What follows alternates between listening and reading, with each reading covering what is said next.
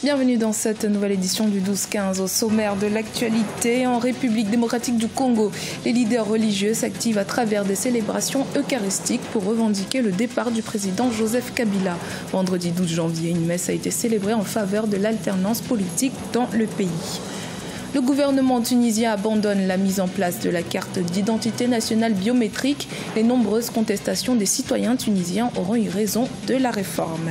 Et puis, considérablement atteint par la chute du prix du baril de pétrole, le Gabon mise sur le partenariat public-privé pour atteindre son émergence en 2025. Le Gabon entend via ce canal diversifier son économie, encore largement dépendant du secteur des hydrocarbures. L'alternance politique toujours au cœur des préoccupations en République démocratique du Congo et même au sein de l'Église. Une messe a été célébrée ce vendredi 12 janvier à la cathédrale de Kinshasa pour revendiquer le départ du président Kabila qui était initialement prévu pour décembre 2016. Un hommage a également été rendu aux 6 victimes de la marche organisée le 31 décembre 2017. Le point avec Adidatou Badawi.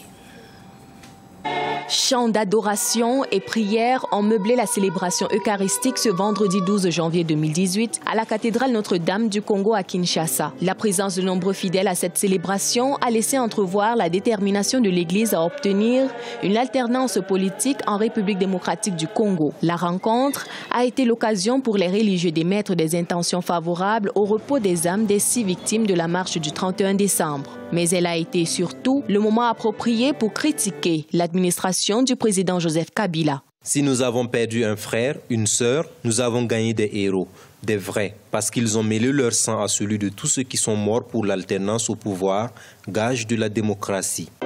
La célébration eucharistique a connu la présence des représentants de l'Union européenne, des États-Unis, des ambassadeurs des pays occidentaux, ainsi que les leaders de l'opposition, Félix Tshisekedi et Vital Kamerhe. Au-delà de la messe, les activistes du mouvement citoyen Filimbi en ont profité pour revendiquer à travers des pancartes la libération d'un de leurs leaders récemment arrêté.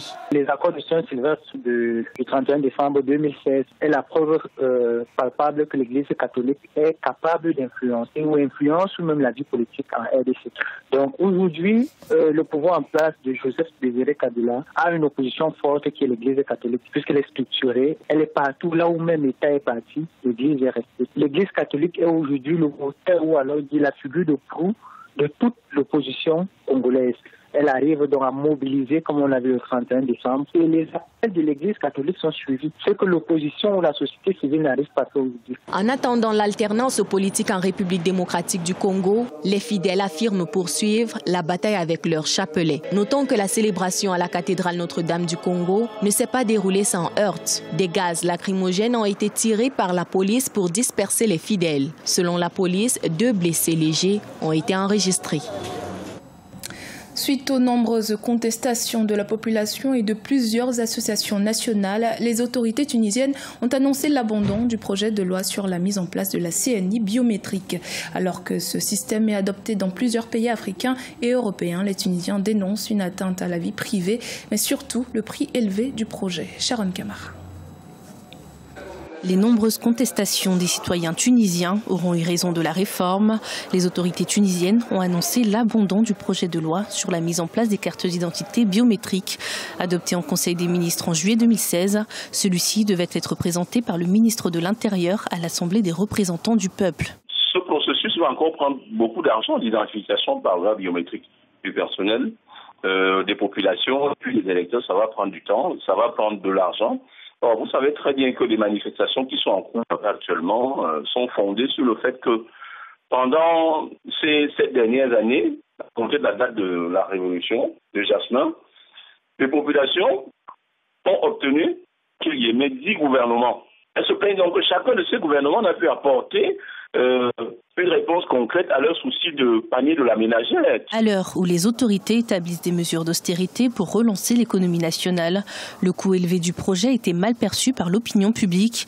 Le gouvernement a estimé que le remplacement des cartes d'identité classiques par des cartes d'identité biométriques aurait coûté entre 25 et 30 millions de dinars tunisiens et aurait nécessité 8 ans pour être mis en place. Pour les gouvernants actuels au niveau de la Tunisie, il peut être de trouver un palliatif rapide pour augmenter le pouvoir d'achat des populations pour réduire également la pression fiscale qui a été instituée dans cette loi de finances 2018 aux autorités qui ont les leviers du pouvoir en main de définir la priorité des priorités pour pouvoir sortir le pays de cette impasse. Présenté comme un outil pour lutter contre l'insécurité et faciliter les démarches administratives, le projet de loi sur la carte d'identité biométrique était perçu par la plupart des Tunisiens comme une atteinte à la vie privée. Persuadé que la Tunisie doit rattraper son retard face à l'Occident et à d'autres pays africains, le ministère de l'Intérieur envisage toutefois de réviser le projet afin de le présenter à nouveau. Au Gabon, la situation économique n'est pas reluisante en raison de la chute du prix du baril de pétrole. Pour y faire face, le gouvernement a mis en place un plan de relance économique avec le soutien des bailleurs de fonds internationaux, dont le FMI et la Banque mondiale. Un plan qui définit les fondations et orientations devant permettre de faire du Gabon un pays émergent en 2025. Les détails avec Chérif Ousmane Bardonga. Au Gabon, la stratégie de réalisation du projet de société L'avenir en confiance, proposée en août 2009 par le président Ali Bongo et formalisée dans le plan stratégique Gabon émergent, est en marche. Même si elle a connu un ralentissement en raison de la chute du prix du baril de pétrole, l'État gabonais est résolu à atteindre l'émergence en 2025. Le gouvernement a mis en œuvre un plan de relance économique avec le soutien des bailleurs de fonds internationaux dont le FMI et la Banque mondiale pour renforcer et surtout diversifier son économie. Et pour y arriver, on mise ici sur une synergie d'action entre les pouvoirs publics et les investisseurs privés. Une grande partie du plan stratégique Gabon émergent est orientée vers l'attractivité du pays et donc la capacité à attirer des investissements directs étrangers. C'est la capacité à avoir des partenaires internationaux qui ont un effet catalytique dans le pays, qui ont une capacité d'emmener un secteur et d'en être un champion et le transformer. Comme nous l'avons vu dans le secteur de l'agro-industrie au Gabon, comme on l'a vu dans le secteur des infrastructures pour la compétitivité logistique et transport, le Gabon a quand même réussi à faire un port en PPP. Généralement, vous regardez tous les modèles en Afrique, c'est souvent financement souverain de l'État, garantie souveraine de l'État, de l'endettement public. Donc aujourd'hui, c'est vraiment d'aller vers ce système-là. Le Gabon s'est engagé dans un processus de diversification de son économie, ce qui permettra de limiter la dépendance du pays vis-à-vis des fluctuations des prix de ses exportations, tout en générant de nouvelles opportunités de création de richesses. Dans cette optique, l'agro-industrie s'avère être une nouvelle niche d'emploi des jeunes, un secteur qui attire déjà de nombreux investisseurs, à l'instar de la marocaine de thé et infusion, qui envisage nouer des partenariats avec des industries gabonaises pour la valorisation et la transformation de la citronnelle au Gabon. Aujourd'hui, le Gabon est extrêmement intéressant pour nous dans la mesure où en fait fait partie de la zone CEMAC et le Gabon en fait est une porte d'entrée pour en fait les marchés de la sous-région qui vont pouvoir aussi nous permettre de nous développer et de bénéficier effectivement de crédits d'impôt, de droits de douane à taux zéro puisqu'on reste dans la zone CEMAC. Effectivement, je pense que pour le Maroc, le Gabon est vraiment essentiel pour pouvoir être dans la zone CEMAC. Le gouvernement gabonais vient de mettre sur pied un plan triennal de relance de l'économie en tenant compte du contexte socio-économique. Ce plan vise à terme à générer, grâce à une réforme de l'État et à une plus grande implication du secteur privé, une croissance véritable, équitable et durable. Il s'agit, in fine, de transformer l'économie gabonaise, l'adopter aux exigences actuelles et améliorer ainsi le bien-être des Gabonais. Découverte à présent d'un passionné qui a décidé d'exercer la profession de chasseur de reptiles dans le delta égyptien. Une activité qui lui permet de venir en aide aux villageois victimes d'attaques de serpents à répétition. Sharon Camara. Aussi loin qu'il se souvienne, Mohamed Atia a toujours chassé les reptiles. Celui qui se fait appeler Tyson a commencé cette activité dans son petit village de Neketa, situé dans le gouvernorat d'El Dakalia, au nord du Caire. Aujourd'hui, le chasseur vient en aide à de nombreux villageois dans des localités où plusieurs personnes sont mortes suite à des morsures de serpents. À l'époque, les cobras étaient les gardiens du tombeau du pharaon. Mais aujourd'hui, ils sont devenus envahissants et tuent beaucoup de personnes. Maintenant que je les chasse, on en voit de moins en moins. Ma méthode est efficace et grâce à cela, je suis devenu célèbre. Mohamed Atia ne fait pas que chasser les reptiles, il en possède également quelques-uns qu'il élève à son domicile. Le chasseur autorise même sa fille, Malak, âgée de 4 ans, à jouer avec eux. La loi égyptienne interdit pourtant l'élevage domestique des animaux sauvages.